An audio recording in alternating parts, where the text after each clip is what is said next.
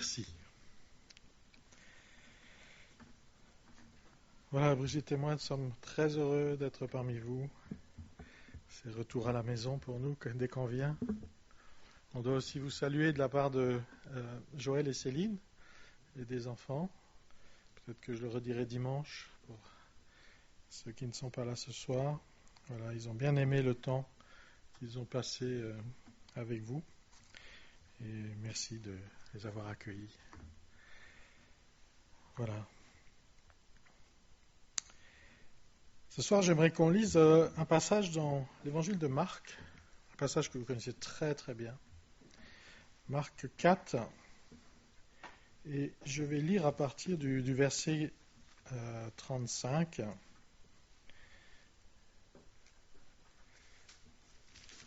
jusqu'à la fin du chapitre.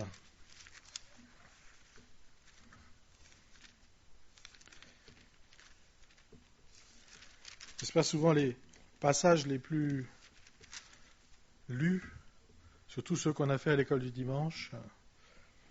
On pense qu'on les connaît par cœur, de fond en comble, et qu'on n'a plus rien à en apprendre. Mais je découvre à chaque fois qu'il y a énormément de vérités que nous avons ratées. Et donc ce soir, peut-être, vous allez découvrir l'une ou l'autre chose.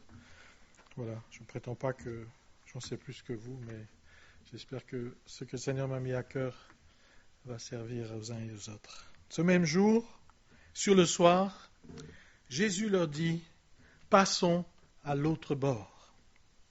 Après avoir renvoyé la foule, ils l'emmenèrent dans la barque où il se trouvait. Il y avait aussi d'autres barques avec lui. Il s'éleva un grand tourbillon et les flots se jetaient dans la barque au point qu'elle se remplissait déjà.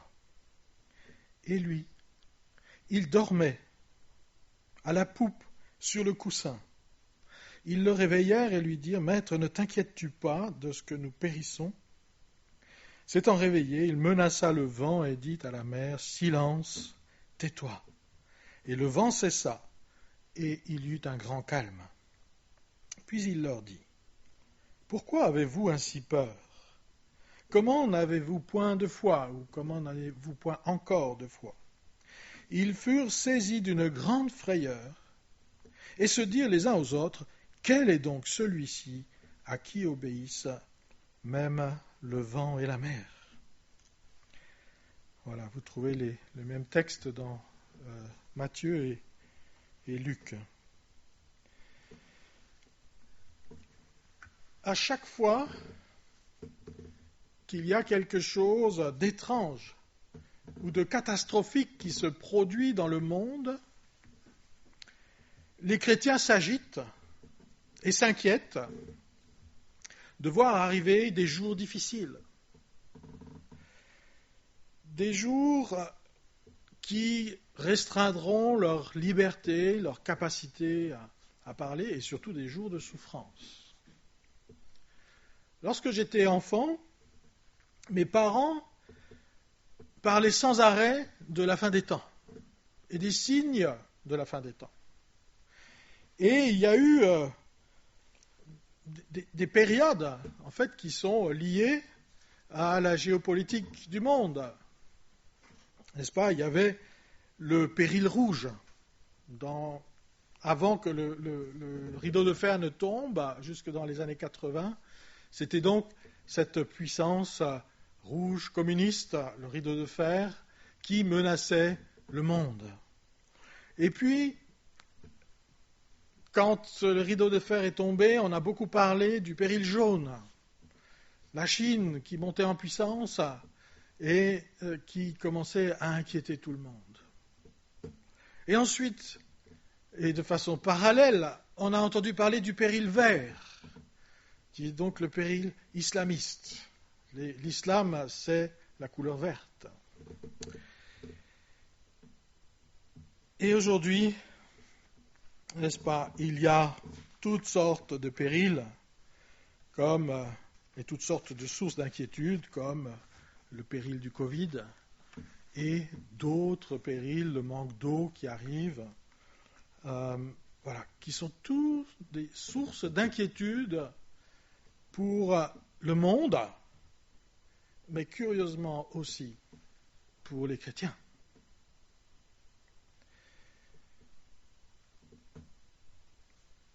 Aujourd'hui, nous sommes confrontés à des problématiques comme l'avortement, qui à l'époque était un délit grave et qui aujourd'hui est devenu normal.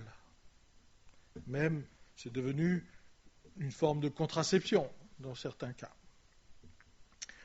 L'homosexualité, qui à l'époque était considérée comme une déviance et qui était réprimée par la loi et dont on fait aujourd'hui ouvertement la promotion. Je pourrais aussi vous parler de l'évolution de la notion de genre, mais je pourrais aussi vous parler de l'introduction de pratiques occultes à l'école, l'introduction du yoga dans certaines régions. Et donc, toutes ces choses sont en train d'arriver effectivement. Et on s'aperçoit que nous, chrétiens, nous commençons peu à peu à perdre une certaine partie de notre liberté dans les choses que nous pouvons dire ou ne pas dire. Et puis, il y a aussi tout ce qui touche donc le christianisme, tel que les sectes, les faux prophètes, les fausses doctrines, l'œcuménisme, l'antichrist, l'antéchrist, il y a toutes sortes de choses. Des choses qui interpellent, qui inquiètent le monde, et comme je l'ai déjà dit, qui inquiètent les chrétiens. Et c'est comme si finalement les chrétiens avaient peur que les dérives du monde envahissent l'Église et que nous en soyons tous infectés et que finalement nous mourions tous des maladies du monde. Et quand je parle des maladies, je ne parle pas du Covid, là, je parle de la maladie spirituelle qui touche le monde, c'est-à-dire l'éloignement de Dieu et toutes ces choses-là. Bien-aimés, j'aimerais dire que l'Église n'est pas en danger. L'Église de Christ n'est pas en danger. Elle va bien. Parce que c'est Dieu qui s'en occupe. N'est-ce pas? Jésus a dit, je bâtirai mon Église et les portes de l'enfer ne prévaudront point contre elle. Ça veut dire qu'il s'occupe de l'Église, il est préoccupé en permanence de l'Église et de faire en sorte que celle-ci ne soit pas submergée par toutes ces choses.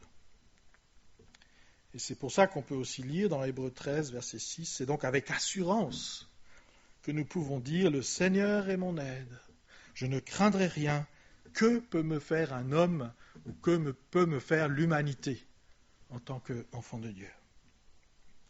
Certains vont me dire « Oui, mais tu oublies la persécution. » J'oublie pas la persécution. Mais la persécution n'est pas un danger pour l'Église. La persécution fait partie de l'héritage des enfants de Dieu. N'est-ce pas? Jésus a dit dans Jean 15 au verset 20, « Souvenez-vous de la parole que je vous ai dite. Le serviteur n'est pas plus grand que son maître.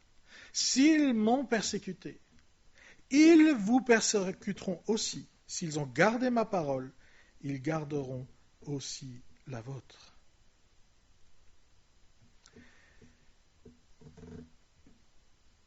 Si quelqu'un veut me suivre, qu'il se charge chaque jour de sa croix. N'est-ce pas? Le renoncement, l'acceptation de la vie que Dieu nous donne, y compris les souffrances, c'est le défi pour l'Église. C'est le défi de vivre, d'accepter la vie que Dieu nous donne, qui était la vie de Jésus.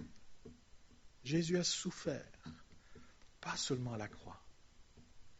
Jésus a souffert à partir du moment où il a commencé à respirer sur la terre.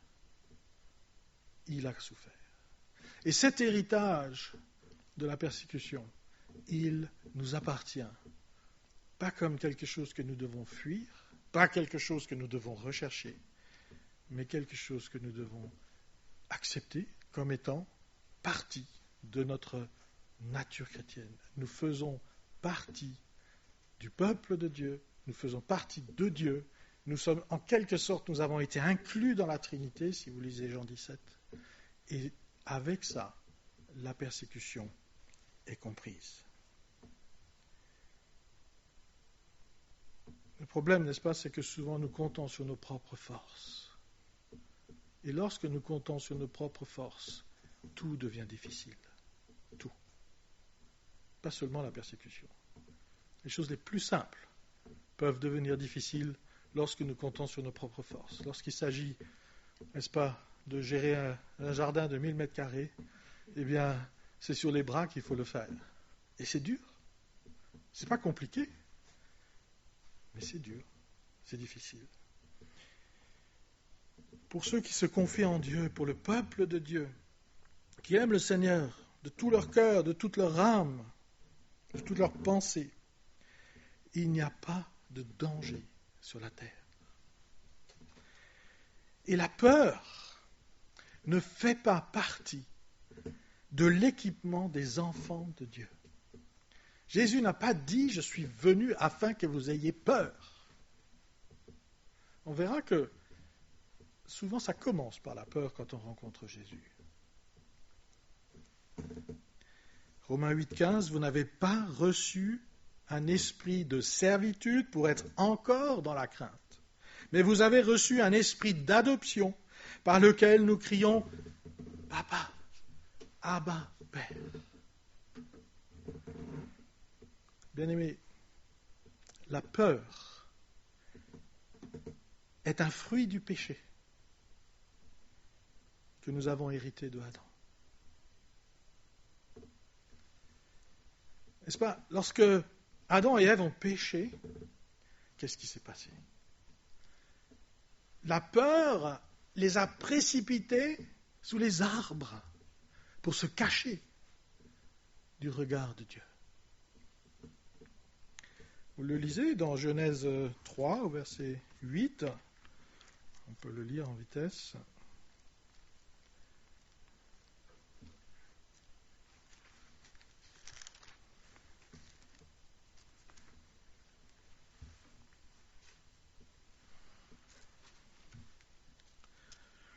Je vais commencer à verset 7. Donc tout de suite après le péché, les yeux de l'un et de l'autre s'ouvrirent, ils connurent qu'ils étaient nus, et ayant cousu des feuilles de figuier, ils s'en firent des ceintures. Alors ils entendirent la voix de l'Éternel Dieu qui parcourait le jardin vers le soir, et l'homme et sa femme se cachèrent loin de la face de l'Éternel Dieu, au milieu des arbres du jardin. Mais l'Éternel Dieu appela l'homme et lui dit, « Où es-tu » Il répondit, « J'ai entendu ta voix dans le jardin, et j'ai eu peur, parce que je suis nu, et je me suis caché. »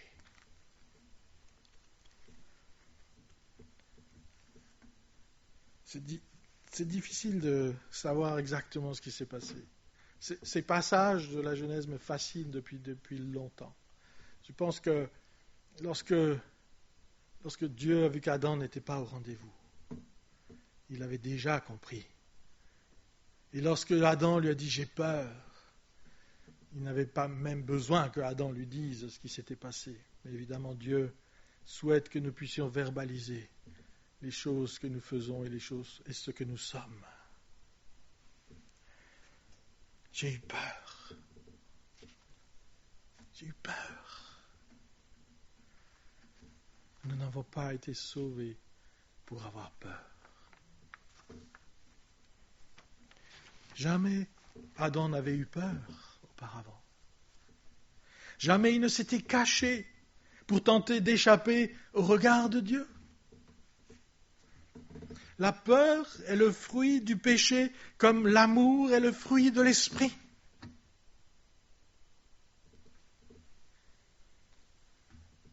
1 Jean 4, 18. La crainte n'est pas dans l'amour, mais l'amour parfait bannit la crainte. Car la crainte suppose un châtiment et celui qui craint n'est pas parfait dans l'amour. » Adam a eu peur de Dieu parce que son péché le condamnait. Et il a soudain réalisé que Dieu, qu'il aimait, que Dieu, avec qui il avait une relation si particulière, il a soudain réalisé que Dieu était devenu son juge. La peur, c'est la marque du monde. Et si vous vous rappelez, dans le texte que nous venons de lire, les disciples ont eu peur.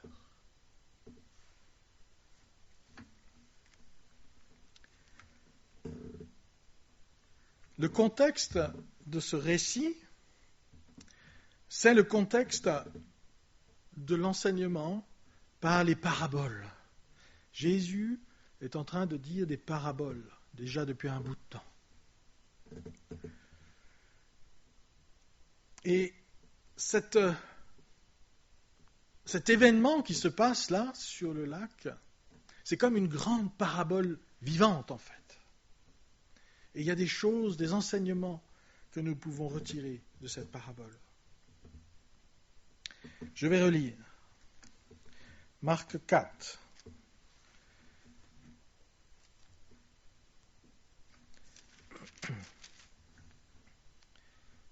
Je vais lire à partir du verset 33. C'est par beaucoup de paraboles de ce genre qu'il leur annonçait la parole, selon qu'ils étaient capables de l'entendre. Il ne leur parlait point sans parabole, mais en particulier, il expliquait tout aux disciples. Ce même jour, sur le soir, Jésus leur dit « Passons sur l'autre bord ». Après avoir renvoyé la foule, ils l'emmenèrent dans la barque où il se trouvait. Il y avait aussi d'autres barques avec lui. Il s'éleva un grand tourbillon et les flots se jetaient dans la barque au point qu'elle se remplissait déjà. Et lui, il dormait à la poupe, sur le coussin. Ils le réveillèrent et lui dirent « Maître, ne t'inquiètes-tu pas de ce que nous périssons ?» S'étant réveillé, il menaça le vent et dit à la mer « Silence, tais-toi !» Et le vent cessa, et il y eut un grand calme. Puis il leur dit « Pourquoi avez-vous si peur? Comment n'avez-vous point de foi ?» Ils furent saisis d'une grande frayeur et ils se dirent les uns aux autres « Quel est donc celui-ci à qui obéissent même le vent et la mer ?» Jésus avait prêché sans doute toute la journée dans cette barque. Et le soir, il le laisse dans la barque lorsque Jésus leur donne le programme pour la nuit, n'est-ce pas? Passons à l'autre bord, le lac de Galilée, c'est une petite mer malgré tout. Donc il y a du chemin à faire pour aller de l'autre bord. Plusieurs bateaux se mettent à naviguer pour rejoindre l'autre bord. Et soudain, c'est la tempête. C'est un phénomène qui se produit encore aujourd'hui. Le soir venu, à partir de 17h, 18h, le vent descend de la montagne et agite les flots sur le lac de Galilée. Avec Brigitte, on a pu le constater. Il n'y avait pas une tempête, mais il y avait des clapotis qui étaient conséquents. Mais il paraît qu'effectivement, à certains moments, c'est beaucoup plus violent. Mais là, c'était peut-être encore autre chose, qui n'était pas juste un événement naturel, mais qui était une tempête qui sans doute était hors norme. Et là, l'embarcation devient incontrôlable. Les disciples s'affolent et ils prennent conscience qu'en fait, ils vont mourir.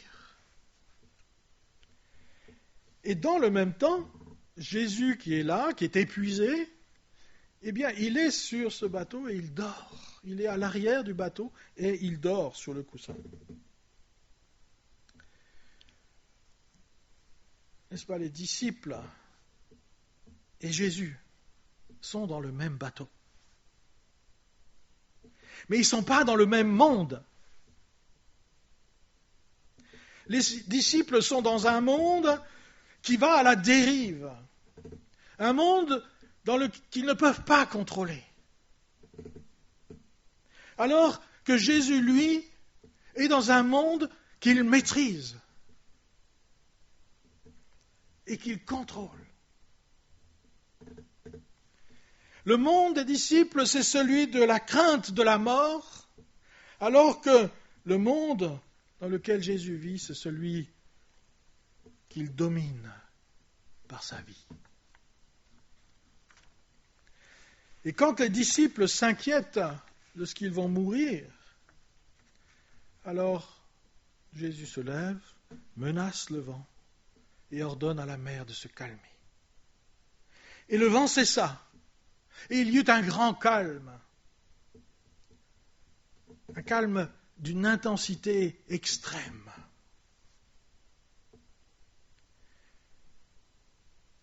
Alors notez quelque chose, je ne sais pas si vous l'aviez déjà noté. À la vue de ce que Jésus fait, il est dit que les disciples furent saisis d'une grande frayeur. Je vais le relire. Il menaça le vent et dit à la mer, « Silence, tais-toi » et le vent cessa, il y eut un grand calme, puis il leur dit, « Pourquoi avez-vous si peur ? Comment n'avez-vous point de foi ?» Ils furent saisis d'une grande frayeur et se dirent les uns et les autres, « Quel est donc celui-ci » Ce qu'il est rempli d'effroi, plus que la tempête, c'est ce que Jésus vient de faire. Et c'est pour ça qu'il pose la question, mais c'est qui cette personne ?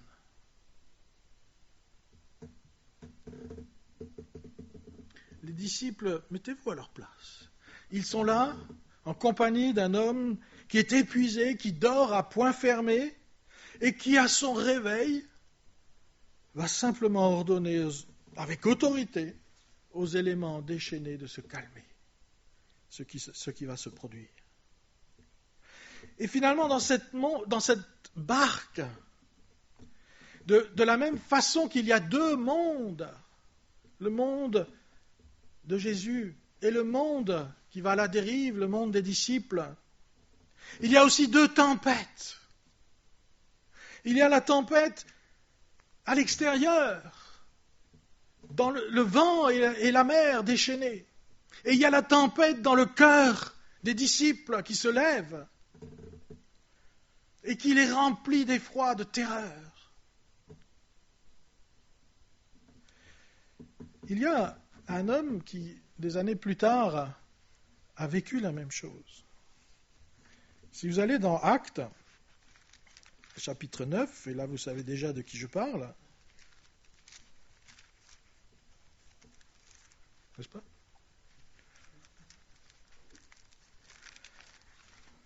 On ne va pas faire d'interrogation, mais...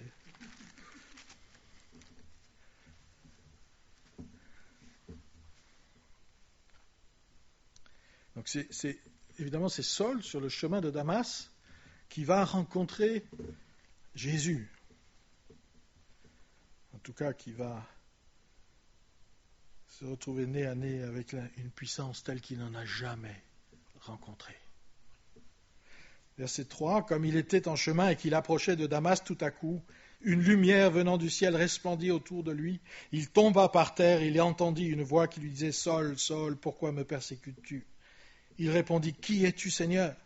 Et le Seigneur dit, « Je suis Jésus que tu persécutes. Il te serait dur de regimber contre les aiguillons. » Tremblant et saisi d'effroi, il dit, « Seigneur, que veux-tu que je fasse ?»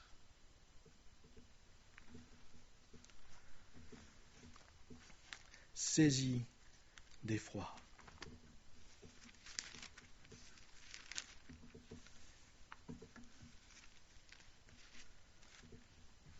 Pourquoi avez-vous peur ? C'est la question que pose Jésus. Pourquoi avez-vous peur ?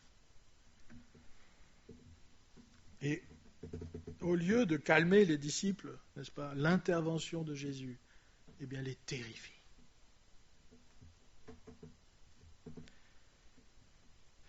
Lorsqu'ils ont réveillé Jésus, c'est pas parce qu'ils savaient que Jésus allait les sauver de la noyade.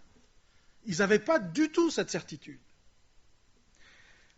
Si ça avait été le cas, ils n'auraient pas dit à la fin, mais c'est qui celui-là ?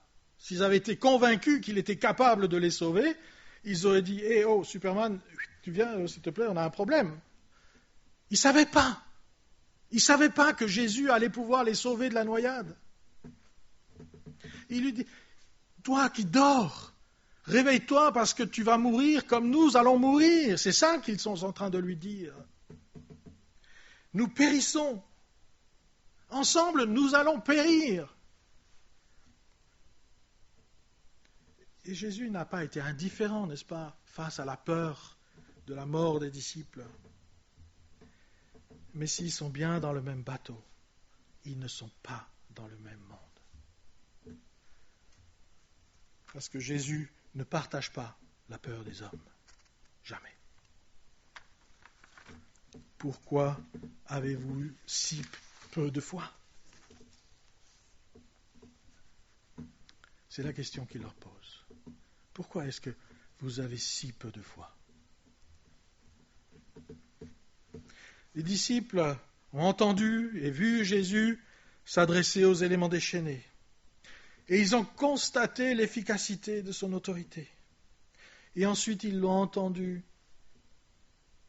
s'adresser à eux pour leur reprocher d'avoir peur et de n'avoir point de foi. La frayeur qui les a saisis à ce moment-là n'était pas du fait de la tempête en mer, mais du fait de la tempête dans leur propre cœur, provoquée paradoxalement par le calme et l'autorité de Dieu qui émanait de Jésus.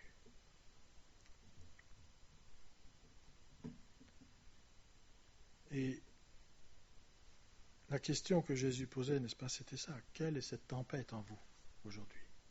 C'est la question qu'il nous pose à nous aujourd'hui. Quelle est cette tempête ? Qui est celui-ci ? En fait, je pense que Jésus voulait qu'il se pose cette question. Parce que c'est évidemment une question essentielle, n'est-ce pas, de savoir qui est celui qui s'adresse aux éléments déchaînés. Il voulait que les disciples découvrent qu'en réalité, ils ne le connaissaient pas. Et que même s'ils étaient dans le même bateau, même que s'ils avaient déjà cheminé avec lui depuis un certain temps, ils ne vivaient pas dans le même monde. Ils ne partageaient pas la même vie.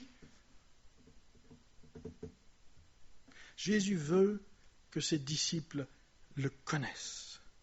Pas seulement dans sa posture de rabbi, de maître, n'est-ce pas ? C'est comme ça qu'il l'appelle. Maître, ne t'inquiètes-tu pas de ce que nous périssons ? Celui qui raconte des paraboles magnifiques et ensuite qui nous les explique. Il voulait qu'ils le connaissent dans sa gloire divine, dans son efficacité, dans son autorité à régler le problème, pas seulement des tempêtes, mais en tout cas des tempêtes dans le cœur des hommes. Le problème du péché de l'homme. Bien-aimés, si nous disons le connaître, mais que nous passons notre vie dans la crainte, alors nous ne le connaissons pas dans sa puissance et dans son autorité glorieuse. Nous sommes dans le même bateau que lui, mais pas dans le même monde. Dans le monde de Jésus, il n'y a pas de place ni pour le stress, ni pour la panique. Et le message, n'est-ce pas, de cette parabole vivante, c'est que nous devons nous rapprocher de Christ pour mieux le connaître. Jésus veut nous faire entrer dans son monde. Il ne viendra pas habiter dans le nôtre, mais il veut que nous entrions dans son monde.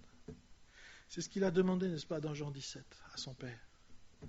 Père, je veux que là où je suis, ceux que tu m'as donnés soient aussi avec moi, afin qu'ils voient ma gloire, la gloire que tu m'as donnée parce que tu m'as aimé avant la fondation du monde.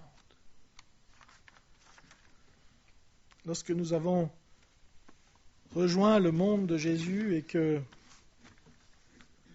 nous contemplons sa gloire, alors nous n'avons plus besoin de chercher à réveiller Jésus face aux dangers et aux périls qui peuvent nous arriver dessus. Parce que nous sommes comme lui. Face aux périls, eh bien nous pouvons nous allonger sans crainte dans la barque, nous coucher à l'arrière. Et peut-être que nous pourrons chanter ce petit refrain. C'est un refrain anglais. Peut-être que Jeannette, tu connais.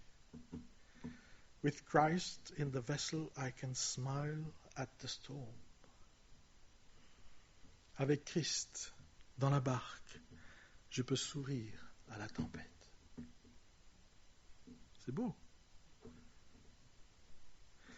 Jean nous dit dans 1 Jean 4, 17, tel il est, tel nous aussi nous sommes dans ce monde.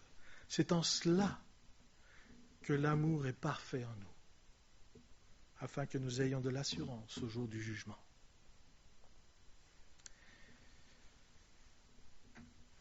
Frère André aimait répéter cette phrase du pasteur Jeremy Taylor, on est plus en sécurité au milieu de la tempête avec Dieu que n'importe où ailleurs sans Dieu.